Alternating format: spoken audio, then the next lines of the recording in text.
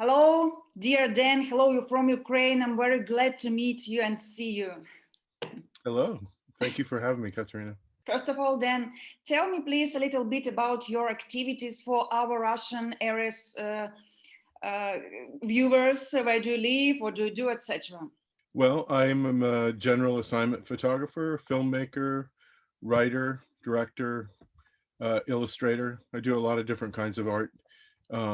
I live in Austin, Texas, and Los Angeles, and uh, and I've been a photographer for 36 years. I started as a newspaper photographer, photojournalist, and then I moved to New York and started doing magazine photography, mostly portraits and a lot of scientific photography and aerospace and all different kinds of stuff, all kinds of stories for magazines and things like that. And so that's pretty much my photo career.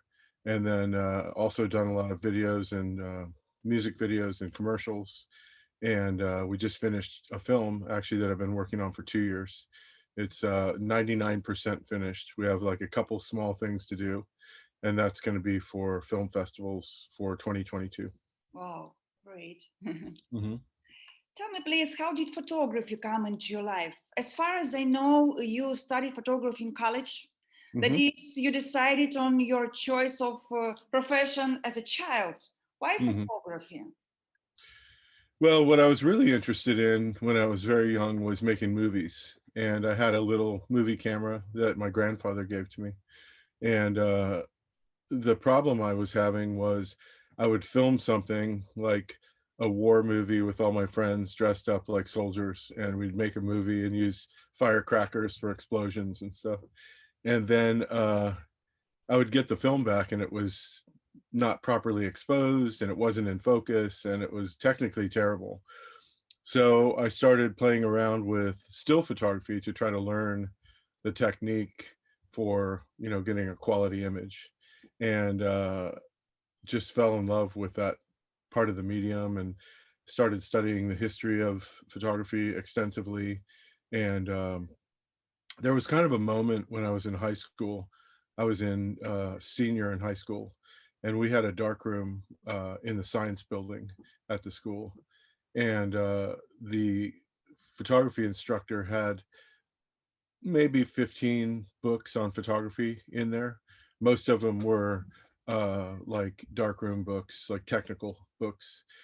But there was one in there on pictorial photography. And it was kind of early fine art photography, if you want to call it that. But it was like Paul Strand and Stieglitz and Clarence H. White and Julie Margaret Cameron. And I was really, really like affected by it. Steichen was in there. The Flatiron Building spoke to me. But the Stieglitz photograph, Winter Fifth Avenue, was a really powerful, kind of powerful. I have it hanging right over here, actually.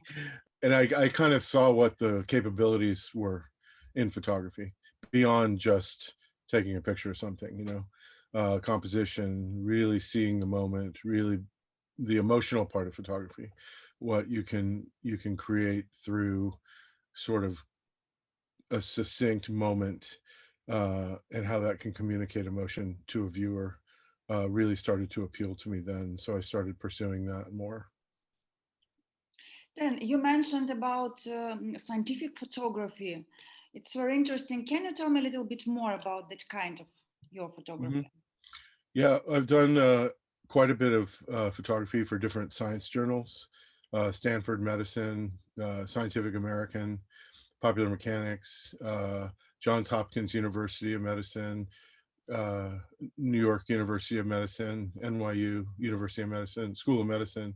Um, there are more, but I really enjoy science. I studied insects. I studied entomology.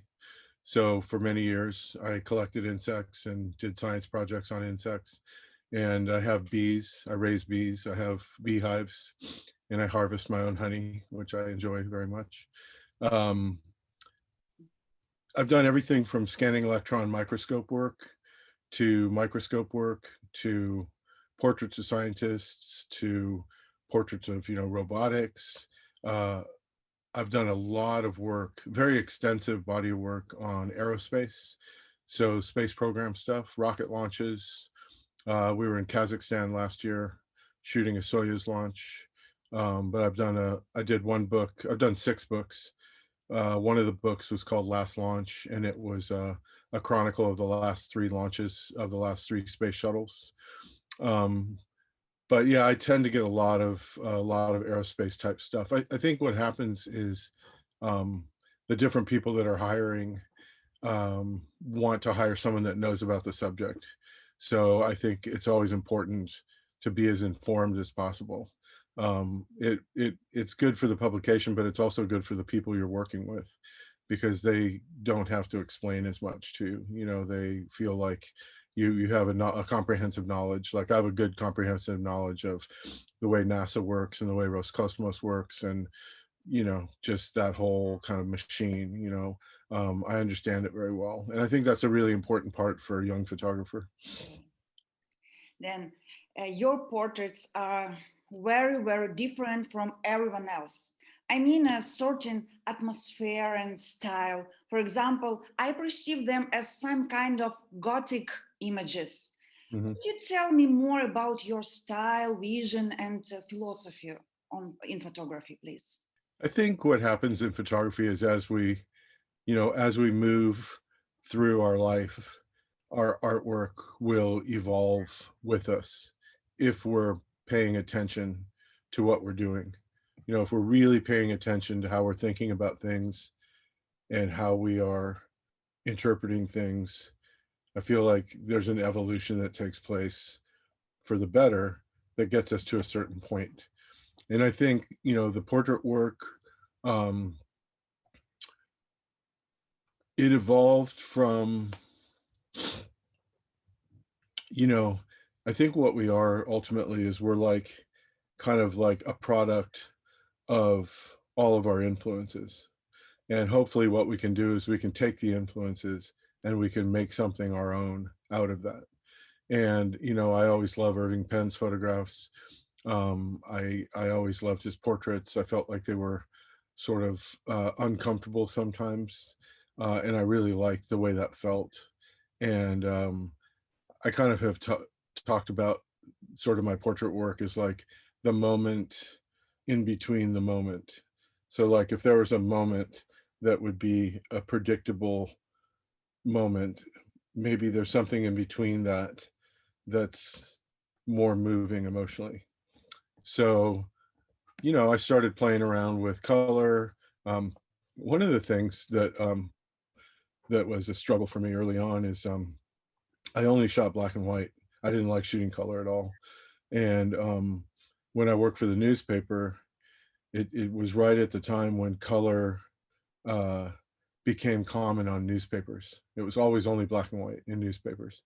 And then suddenly in like 1986, suddenly the newspaper said, okay, we're going to have color on the front page every day. So you guys better learn color. So it was kind of born out of necessity. And I started to understand a lot about color and color theory and just working with color. And I think for me, the key to working with color successfully is to be able to control your palette, control the colors you're working with. Um, it I think it evolved from me trying to figure out how to make color images that were compelling. And certainly, the color that you're putting your subject in front of, what they're wearing, all of those things are a factor. Even though it's not a fashion shoot, it's still like, I could say, I sometimes when I speak to students, I did a portrait of Helen Mirren, and she's in this room that we built with this big window, and she has this amazing like black dress on, this like really gothic dress. And I tell students, like, imagine the same picture if she was wearing jeans and a t-shirt. It wouldn't work. The picture wouldn't work. So all of those things have to be considered when you're doing making photographs. Every single detail needs to be considered. I think that's really important. And I like that part of it. I really enjoy the details, and I really enjoy the smaller things, the very smaller things, even like a subtle move in one direction can change things greatly, you know, placement of the lighting, obviously, all that, all those things. So I think, you know, in terms of style, there are certain, you know, my body of work is really big. I mean, I think my website has like 800 images on it or something ridiculous, like too much. um, and so there's a lot of different work on there. Um, but I think also the mood of the portraits, I try to create a mood that's very gentle, very introspective, so people aren't feeling like they're supposed to be doing something. You know, it's like more quiet. And that obviously is a big piece as well. Yeah. And that's, you know, it's funny, I always get hired for that kind of portrait. You know, I never get people that say, oh yeah, make them super funny, or, you know, I just don't. I mean, I have done some of those, but with success, I think. But for the most part, it's more of a kind of pensive, kind of quiet, like a study, I would call it, a study. Yeah. I hope that answers your question. Sure, thank you. You Hmm. know, quite often photographers try to show Hollywood stars in luxurious conditions in order to maximize their superiority. But you are doing the exact opposite. Spoiled paint, often gloomy furnishing, and no luxury. Is Hmm. this a place from maybe your some dream or childhood or something else? Well, I think the whole idea. So in publishing and in advertising, I hate to say this, but I think a lot of the motivation is to make the person looking at the advertisement or looking at the photos feel bad about themselves because they don't have that. They don't look like that. You know, look at how that person looks. You know, I don't look like that, you know, and so there's a dialogue that happens. And I think it's a very negative dialogue. Um, I like the idea of, you know, showing my subjects as like, you know, vulnerable human beings. You know, ultimately we're all just organisms, right? And the idea of try to bring them down, not bring them down a level, but to make their sort of the connection accessible.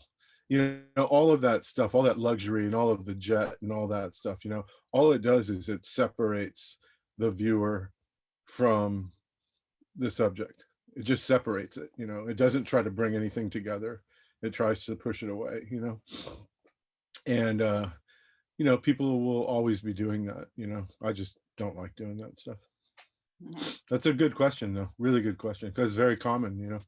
Yes, in this topic, if you don't mind, I will continue. You work a lot with the famous people. You know, there is an opinion that it is easier to work with celebrities in portraits than with ordinary people because they are professionals and know what to do in front of the camera. Is that true?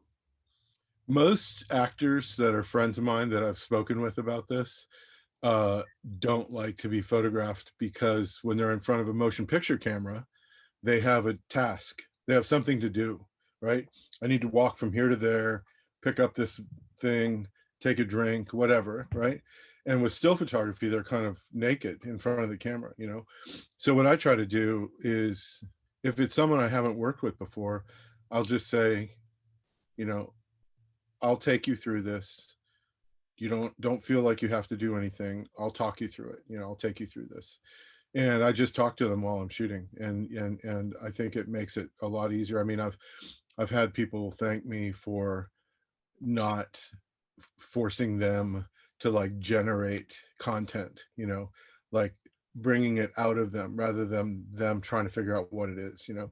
And sometimes there have been occasions where the subject actually wants to give me something. I was doing a portrait of Anthony Hopkins. I photographed him several times, but I think it was the last time. He said, let's try to do something. Let me try to give you stuff and you try to get it. And I said, okay, that's good. And then, you know, he would do something and I'd shoot it and he'd say, oh, you missed that one. You didn't get that one. And then I'd get another one. He'd say, okay, you got, that was a good one. You got that one, kind of thing. And that was actually a lot of fun because he was really committed. to the picture, and he wanted to collaborate, and he wanted to like try to create something. Christopher Walken, same thing, really wanted to like, he said, tell me when you're ready, I'll look down, and tell me when you're ready, and then I'll look up and give you stuff, and I was like, cool, let's try it. And you know what, if it doesn't work, you go back to, you talk them through it. But I would say that there is a level of comfort around a set that that like actors, for example, have.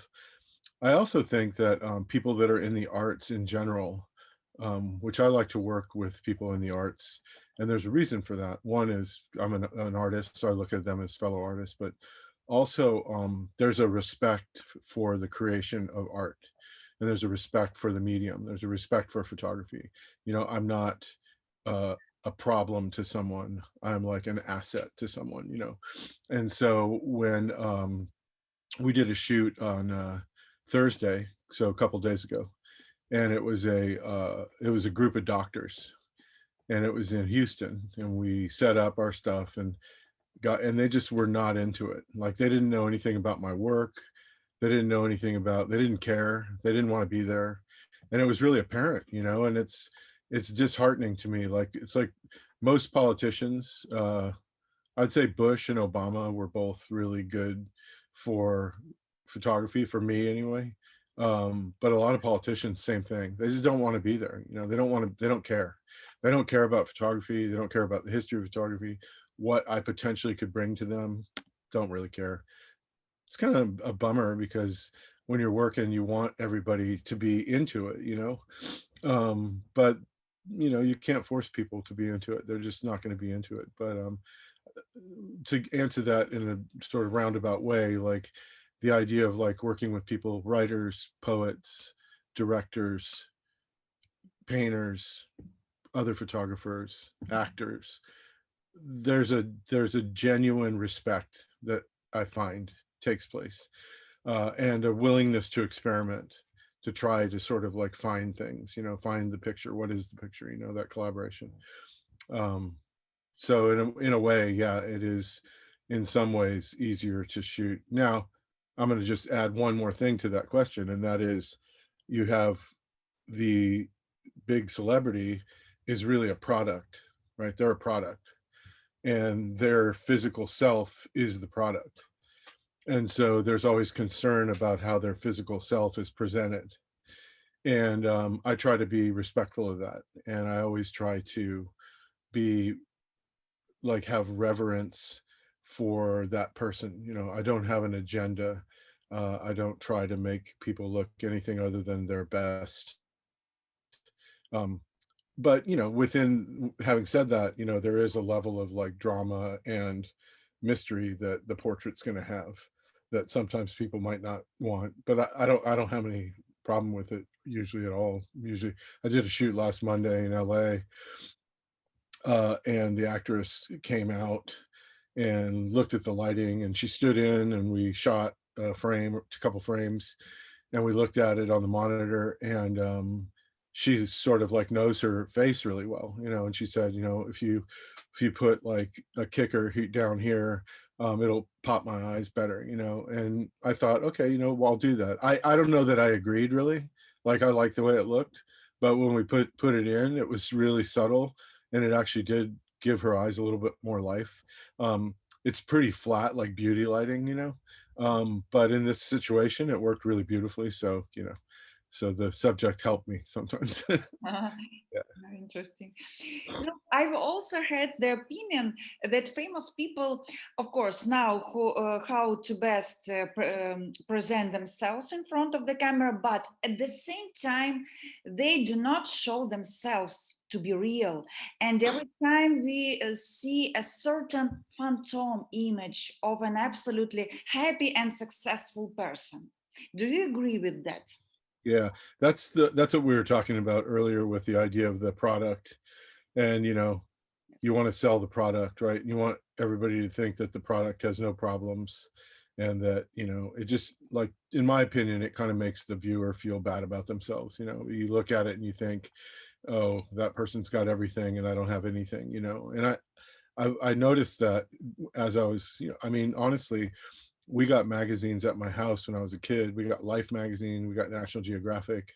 When I was in high school, I started to subscribe to different, you know, Super 8 filmmaker, American cinematographer, Famous Monsters of Filmland, Starlog, like all these different magazines. And I started to see, the thing about magazines that I loved was I lived in a very small town in a agricultural area, and I could see through the magazines, I could see that what was going on in the world, and it made my worldview much larger, you know. But that issue of you know, individuals trying to always appear to be, you know, carefree and everything's great in my life, you know, I don't know that, I think no matter, I think no matter how good it looks on the outside, I think everyone struggles, everyone. And so if you buy into the idea that like that person doesn't have any problems, that's a lie, really. You know, that's a lie that they're trying to sell you. Um, I don't like those kinds of pictures at all, to be honest with you, which is why I don't make them. Um, I would rather do something that's more introspective, that the viewer of the image could find some sort of like connection or some sort of empathic connection of like that's another person, you know, and that person or that photographer at least, or that person and that photographer aren't trying to make me feel bad about myself, you know. Thank you. Then, could you tell me about the cameras that you use? What did Mhm. you use at the beginning of your career, and do you continue to shoot on film now, etc.? So I started my first professional camera. So my first camera was an Exacta Uh-huh. 35 millimeter. I had two lenses for it, and then I bought a Rolleiflex. Actually, I bought a Rolleicord because I couldn't afford a Rolleiflex at the time. And then I bought a Kowa 2 1/4, and still had the Rolly. The interesting thing about me is I've never gotten rid of a camera. I've never sold a camera. Every camera I've ever owned, I still have. So Rolleiflex, then a Kowa, then I bought a Hasselblad, and then oh well, Rolleiflex Kowa, um, Canon F1s, 35 millimeter, the brass, beautiful brass 1980s F1s, 1972 and a 1973 F1, which I still have. And then I can tell you every camera I've ever owned, basically. And then the Hasselblad, and then medium format for a while was kind of the only way I worked, like for street photography and stuff, with Hasselblad and Rolly. And then I bought a Graflex 4x5 camera, Speed Graphic. Crown Graphic actually is one I bought. And then I bought a Wista field camera made out of cherry wood. And then I started buying Sinar 4x5 cameras. Mhm. I have like 6 of those. And Deerdorf 8x10, Sinar P2 8x10. Um, and then in about, I want to say maybe 7 or 8 years ago, when Canon came out with the digital sensor on the 1DS Mark III, they gave me a camera to test, and I tested it, and we made some prints, and I was very impressed by that. So I started shooting with that and film, and shoot kind of jobs with both. And I would pick jobs where I'd say, I want to shoot this job on film and I'll shoot this job on digital. It's a Mhm. better tool. And then the 5D came out, and then certainly now the 5DR, 5DS. Um, and then I have a Pentax medium format system as well. Mhm. Um, so I shoot on everything. I shoot still with my Hasselblad and with my Rollies. I haven't shot 35 in quite a long time. I have a Fuji X100 F that is in my bag always, which I love, that little camera. It's like a little magic box. Um, you know, for me, it was always, I was never a equipment guy. Like the only equipment I ever spent money on, honestly, was cameras and lighting. So I Mhm. guess everything. But, you know, I always buy used stuff. I never buy anything new. I always buy it used for the Any of, most part. then any of Leica? No Leicas, no. I don't like, I had a Leica one time and I tried to load it, and you know, I'm like fumbling with loading it and stuff, and I was just like, I don't need a Leica. No Leicas, no. Hasselblads for me, like when I got into medium format, that was the game changer. That was kind of everything. And the other thing too, like from a practical standpoint, Leicas are priced out of the price range of young photographers. You can't afford a Leica. I got my 73 f1 for $300 maybe, or 250 or $300 then when I bought it in maybe 1981. And a Leica at that time was well over 1,000 then. So it wasn't even really an option. I know that you have published 5 or 6 books, 6 books, yeah. six books, and they are all very different directions. Maybe there is one of the topics or project that you remember the most, or that you consider the most important for yourself. So I could go through the books and kind of explain them quickly. The first one was just called Dan Winters Photographs, and that might be one of my favorite ones. It's very hard to find now. They only printed 1,000 of them, and but it's all black and white, Rolleiflex and Hasselblad street photography. Mm. And I love that book so much. We're going to reprint that book actually and add to it a little bit. That's a project I have going now. Then periodical photographs is a collection of, so in America, and I think in England as well, magazines used to be called periodicals. Mhm. That was what they were called, periodicals. And because they'd show up periodically and they were periodicals, right? So I called that book Periodical Photographs. And it was, the rule behind the book was that it was all color. And I like making rules for my books. So it was all color, and it was all magazine work that was published magazine work.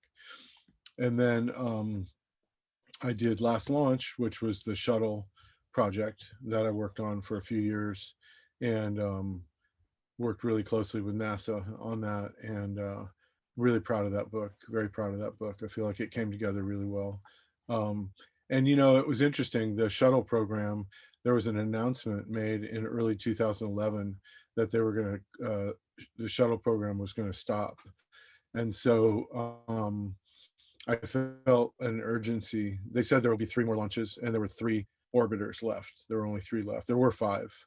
Initially, there were 5, but 2 of them had catastrophic failures. And so I started working on that as a personal project and finding magazines to fund it, to pay for it. Like I'd cover a launch and pitch it to Time Magazine, or pitch it to Text Monthly, or pitch it to Men's Journal. So they would cover the cost of shooting the launch, and then I shot a lot of other stuff as well on my own dime. Really proud of that one. And then the next one is Dan Winters America, Icons and Ingenuity, and that was a museum exhibition in Savannah, Georgia, at the Telfair Museum. And it was a big, I don't want to say retrospective, because retrospective kind of means I'm done, but I think it was called a survey. So it was like a survey exhibition. There was 120 pieces, and it was in 3 galleries at the museum. And so that book has the entire exhibition. So it has drawings, collages, photograms, portraits, bunch of like street photography and portraits, black and white. One whole room was black and white street photography. So it was a really diverse book, but it was because it was from that museum show. And then I did a book called Gray Ghost, which was street photography in New York from the 80s up till, I think I did the book in like 2000, I want to say like 2017 or 18. And then the other book that I did was Road to Seeing, which was kind of a handbook, I think, for like students of photography. Kind of a, it's kind of, when I started Road to Seeing, it took me 2 years to write that, because I was trying to do a bunch of other things at the same time. But it was, I intended for it to answer questions that I had when I was coming on my path with photography, to try to sort of like demystify the idea of being a photographer, because of course it's a very solitary enterprise. You know, you have your crew and yourself, but you're not really interacting with other photographers, and you know, you're kind of making it up as you go along. And so I felt like a book like that might be helpful for students. And I guess one of my I think something that I'm very proud of is that it's used now as a textbook in universities. And so that's, to me, that makes me very happy that it's used like that. Dan, tell me please, what is the most important thing for you in your ideal shot? Composition, light, model, or something else? You know, it depends on, because I shoot so many different things. Mhm. I suppose there was a there was a friend of mine who's a portrait photographer, a very talented portrait photographer. His name is Gregory Heisler. He said to me one time that he felt like the photograph was an appropriate response to the subject.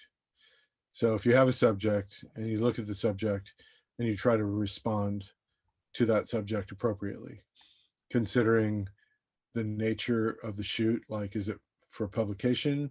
Is it someone we love that we're dear to, friend? What is it that we're trying to achieve? And once we establish intent, so to, this is my intention, when that's established, I think that the photograph can happen pretty naturally. But I think we have to establish, you know, an intention before that can happen. So I think if I just did portraits all the time, it would not be as fulfilling as kind of the broad range of things that I shoot. Um, I do enjoy very much. I really love people. And so it makes sense that I would be shooting portraits. The other thing is, when I was starting out, I would go to newsstands where they sell magazines and look at the magazines and figure out like where my work could go. So I'd say I'd pick up a magazine and look at it and say like, oh, my pictures would live here fine. You know, I could shoot for this magazine. So I didn't like I didn't approach many magazines at first. I approached only a few that I thought I could work for, and that was very effective. I mean, the first time I dropped my portfolio off to a magazine. I went to a Cuban restaurant that I always went to in New York, had lunch, went back to my studio, and I had an assignment. They already had called and gave me two assignments. So I thought, wow, this is really easy. Of course, you know, it's not, but the idea was that I knew that my work would fit in this magazine very well. You know, this is like, I'm not trying to convince them of anything. It's natural that it would go here. Um, I hope that answers your question. But in terms of, oh, you asked me about composition and lighting and all that too. Yeah. I mean, you know, once again, once the intent is established, how do I want to light this? How do I want to compose this? What do I want this to feel like? Where do I want this to be shot? Are we creating an environment, or do we have an environment? What's the nature of the story? What's the nature of my relationship with the subject? All those things will factor into it, like on a portrait shoot. And then decisions have to be made after the fact. Um, when we're doing a like a celebrity shoot, I usually always try to talk to the person a couple days beforehand and just say, hey, okay, this is what, you know, I want to do, um, uh, you know, et cetera, kind of bring them up to speed as to what I'm doing. And then when they show up, we've already established contact and they already have an idea of what they're stepping into. Mhm. Because if they're just stepping into a stage without any knowledge of what's going on, you're kind of like surprising them, you know. So the idea of like getting rid of that element of surprise is really good. Yeah, the shoot we did Monday, I talked to the subject twice. One early on, talked about what we were doing, and then right before, I think 2 days or 3 days before the shoot, like kind of one more time, like just to fill in how everything's going and, you know, what we're doing and stuff like that. And I think that's always really helpful to do that. You've also already established um, a kind of like a relationship with the person on the phone or Zoom. I Zoomed the other Monday. Yeah, we zoomed, which is nice actually. It's so easy now. It used to seem so odd to Zoom, and now it's just like normal part of our lives. Very funny. Okay. And the last question, let's imagine that I'm your student on photography. Mhm.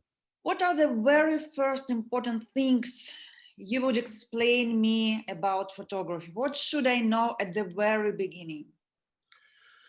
Two things. One is you should try to work very simply, right? So I would say camera with a 50 millimeter lens, no telephoto lens, no wide lens, 50 millimeter lens. It approximates your vision very well. If I look at you and I hold up a 50 millimeter lens, it's the same. It doesn't change. I mean, your periphery is more of a wide angle, but the distortion is more of a 50 millimeter lens. So that would be the first thing I would say. And then the second thing I would say was go to a library or a bookstore and look at as much photography as you can, preferably historical photography, and know where you come from, because we're standing on the shoulders of giants. You know, all these people have gone before us and have struggled with the same thing.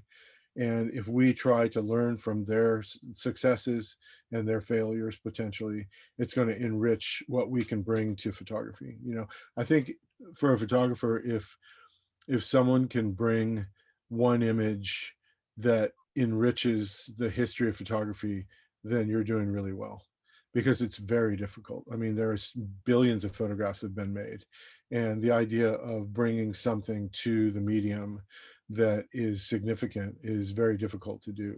But I think the more you know about the medium, the better off you are. I'm a big proponent on history, photo history. I've studied it like crazy and I love it, and I think about it all the time, and I have a massive book collection, and I think that's something that is really, really important, that is often overlooked. I talk to students, they have no idea.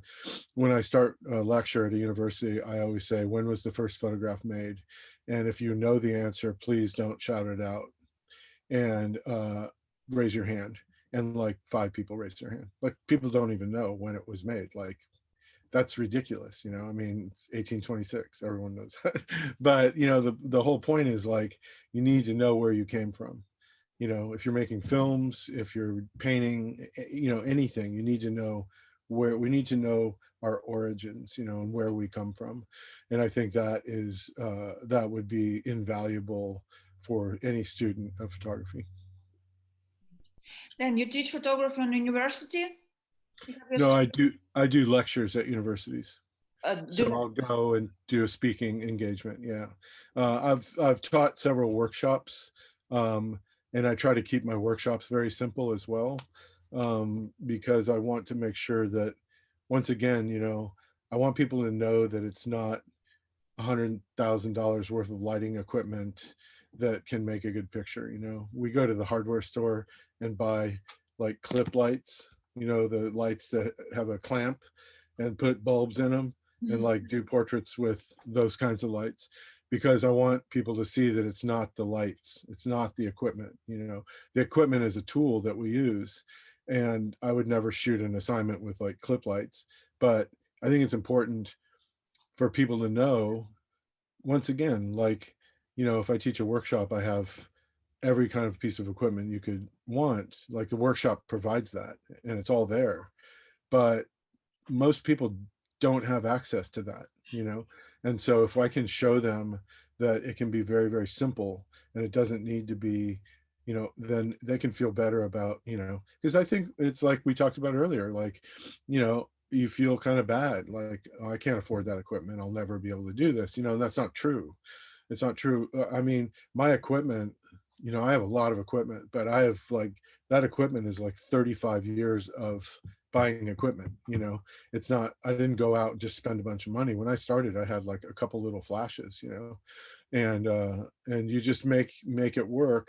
And as time goes on, you can, you know, get other equipment. But I think, at the end of the day, you know, you really want to know what other photographers have struggled with, what they've been thinking about, how they've solved problems. And if we can learn that, and we can bring that into our own practice, I think that's probably the best we can hope for. Thank you very much. And then the last is just for me. You You, don't have to. I'm not in a hurry. If you want to keep asking questions, I'm fine. Okay. you more photographer or filmmaker? Um, it's funny, I do both. I mean, I really love film and I love working through film and I love working through the problems of film.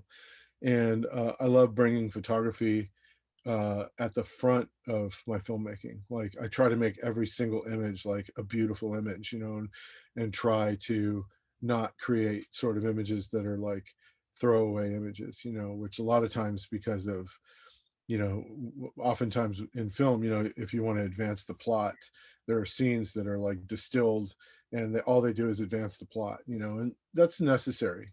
But I feel like sometimes they're not really considered as important scenes, so they're kind of throwaway. But I try to make every frame really, really beautiful. But I would say like at the end of my life, I'm 58 right now, so I'll retire at 65, so like 7 more years or something like that.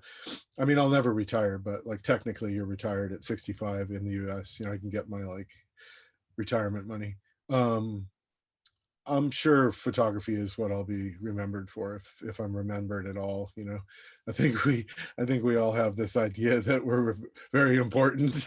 It's not actually true, but but it's but yeah, I think I want to continue to make films, but I'd say my first love was always photography, probably. And my first love was film, but once I started learning about photography, it just seems so incredibly rich as a practice. So rich. I mean, so is film. I mean, the history of film is amazing. But another thing, I've studied a lot of the history of film. But yeah, I don't know, both. Maybe. I don't know.